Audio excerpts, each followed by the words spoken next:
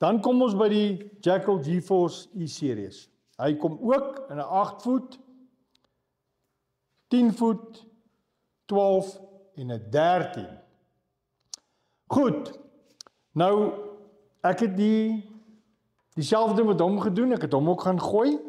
en ek het die 13 voet gevat, en ons het met hulle, het ek 'n 62 gram gewiggie gegooi, julle sal sien daar op die video, met 'n mieliebal, en op hierdie E-Series, met sy groot oogies, en julle sal sien, hy het nog die ou groot oogies, en daar was 'n rede hoekom ons dit so gehou het, want die kliënt daar buitekant, baie van hulle hou nog van die groter oogies, en ons het besluit, ons sal die E-Series op hulle hou, juist vir daai rede, en hulle het ek, en daai stok het ek 'n